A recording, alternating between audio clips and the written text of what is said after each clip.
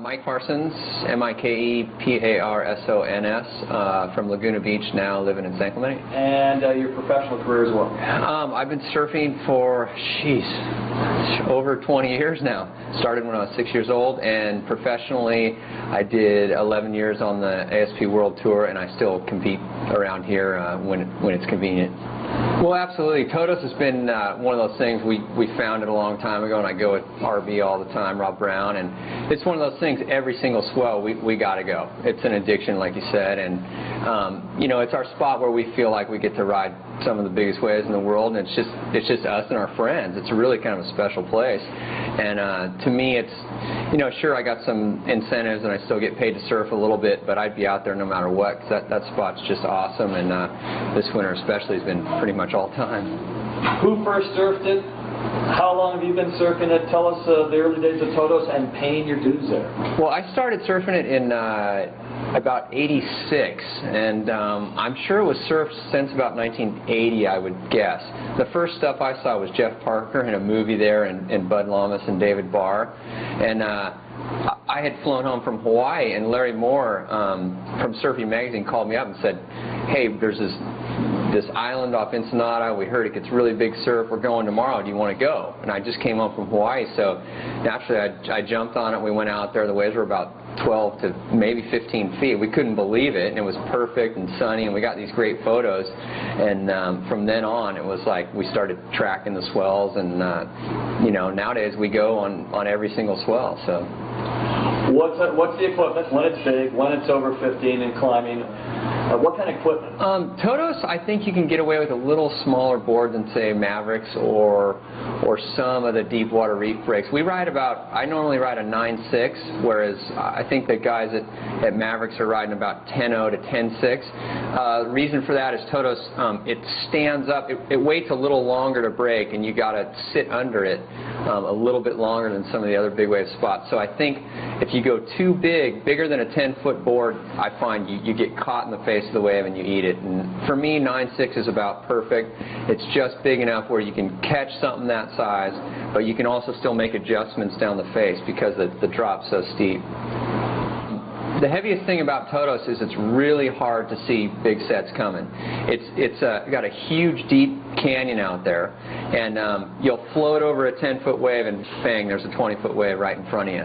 It does that more than anywhere I've ever seen. It's the worst place for getting caught inside. I mean, Mavericks does it too, but I think Todos, it's so hard to see the sets coming there.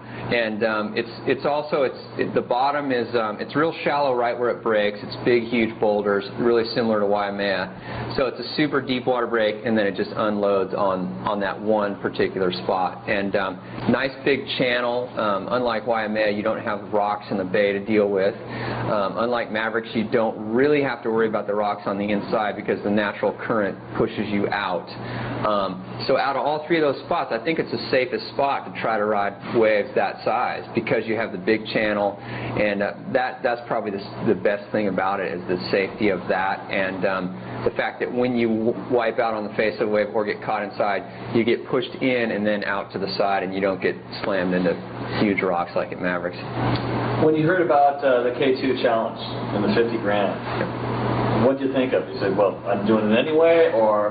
Well, first impression was, hey, that's pretty cool. What they're going to do is, someone's going to get 50 grand, and it's probably going to be a guy that's not on the ASP World Tour. It's probably going to be a guy who, rides big waves. And I thought that's pretty cool that they're going to recognize these guys, because it's a pretty unique group of guys that chase these kind of waves around. I mean, the Bradshaws and Brock Littles and Peter Mells, and I mean, these are real watermen, and it's pretty unique crew of guys, and I just thought that's cool that they're going to, one of those guys is going to get a big fat paycheck and get recognized for riding these big waves. And to me, I think that all those kind of guys, the guys who are really riding the biggest waves in the world, they could care less.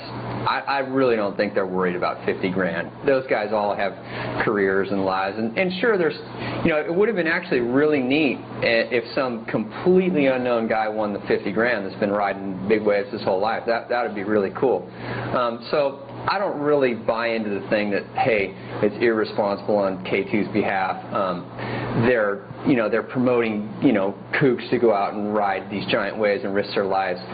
hey, you know, to me it's like, if you don't belong out there, don't go out there. And I think that the majority of the best big wave riders in the world, they're going to be out there no matter what. You know, they love riding big waves. It's the ultimate thrill. It's, you know, I've done all kinds of things, snowboarded, motocrossed, everything. Nothing compares to riding big waves. So we're going to do it no matter what. You know, I think the photographers definitely got more excited than the surfers over the fact they were going to win $5,000 because, I mean, a lot of times we laughed out in the lineup. Rob Brown would be yelling, "Go! That's $50,000!" And you know, we were passing up waves all the time that we thought were $50,000 because this winter was so darn big. I mean, there were tons of waves that went unridden, and I know the same thing was happening at Mavericks. I mean, those waves up there, some of the waves that went unridden were, you know, as big as you could ever imagine surf being. And had someone have ridden one of those, they certainly would have won. But at the same time, it's $50,000. If you're thinking $50,000 or I might die, it's pretty easy to pull back.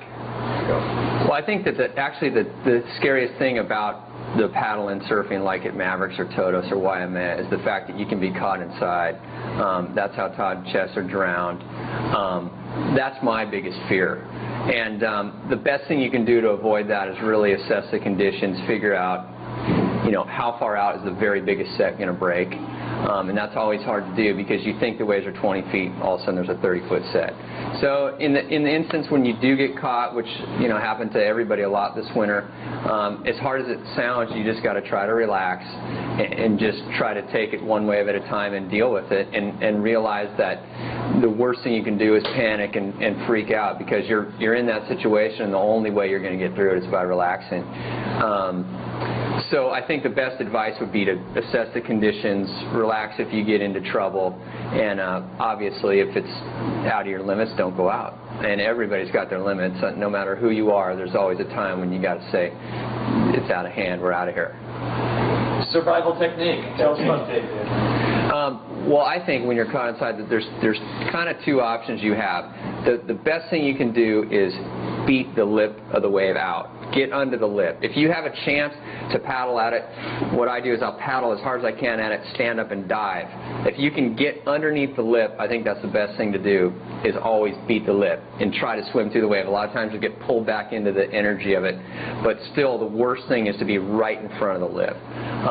So stand up and diving is a way a lot of guys do it. The other thing to do is if you know that the lip's going to break in front of you, and I learned this one from Simon Law, he always said, push your board to the side and do big turtle dives like that, and go down feet first with looking up, because a lot of times you can open your eyes and swim up and avoid the energy pockets that pull you back down. So those are the two kind of strategies that I use. I think the best one is looking up and trying to, because a lot of times it's really hard to know which way's up, and that's why there's a debate with the leash thing as well. I like to have my leash on when I'm caught by really big waves, because it always tells me which way's up. It's kind of like a lifeline if sometimes you need to try to climb it. But then if you get into a rocky situation like at Mavericks where Flea got stuck this year, I've been stuck there with my leash wrapped around rocks. I think before you get into that situation, the best thing is to tear your leash off when you're around shallow rocks, because that's a real threat. But I think out in the middle, deep water breaks, like if you're on the outside at Mavericks or Todos or Waimea or out doing tow and surfing, I think having a leash on is the safest thing. The big wave boards are $400 to $600. They have, we have the big giant stringers in them. They're 3.5 inches thick, and they get snapped like toothpicks in those waves. This year, Taylor Knox at Todos broke 2 of them, 2 10-foot boards, and the one he caught his biggest wave on was his 3rd one, so he spent $1,000 right there just on riding these waves. I know Peter Mill broke quite a few. I mean, it's just, it's hard to even imagine the power of those waves to be able to break those boards like toothpicks. I got caught inside this year with Taylor, and we both popped up, and his board was in 4 pieces, and just by the foam of it. So that says something for how powerful those waves are. I think, well, first of all, it starts with sitting in far enough to ride one of those big waves and spin around underneath it when it looks like it's going to land on your head. That's what Brock did at Waimea on his giant wave. That's what Taylor did this year. That's what Peter Mill did this year. And that's the heaviest thing, is to not paddle for the horizon when the horizon's black. If you can sit, know your lineup, and wait, and actually have a chance at catching a wave that big, you're awesome, because to ride a wave that big is so hard just to catch it. Next thing is picking your line. You're looking down the face of it. You've got to commit. Once you decide to go, you take a couple extra paddles, you jump up, no hesitation whatsoever, and then it's just a matter of finding your notch and trying to concentrate on making the drop. I think the most important thing is that you get out in front of the lip. Worst thing you can do is fall on the face of the wave. So the first couple of seconds is the most critical, and I think once you beat the lip out, that's kind of the safety zone where even if you get swatted, you're going to come up.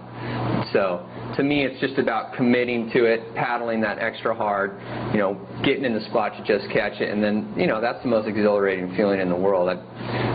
That's the heaviest thing you can ever do is ride a 25-foot wave and spin around under the lip, take off free fall, escape whatever, the lip and kick out in the channel like Taylor did at Todos or Pete Mel did at Mavericks this year. That's the ultimate thing for a surfer. Well, I think the camaraderie of big wave surfing is at kind of at an all-time high, and the K2 thing definitely added to that. These guys are chasing all these waves everywhere. But I think what added to it even more than that is the fact that a couple of the very best guys in the world have died doing it. And I think there's way more of an awareness right now. People are looking out for each other more. We all realize the true dangers of it now, but it's brought everyone closer together. It's a unique group of guys, and it's only 20 guys in the whole world that are kind of in that group, and those guys are a pretty special crew.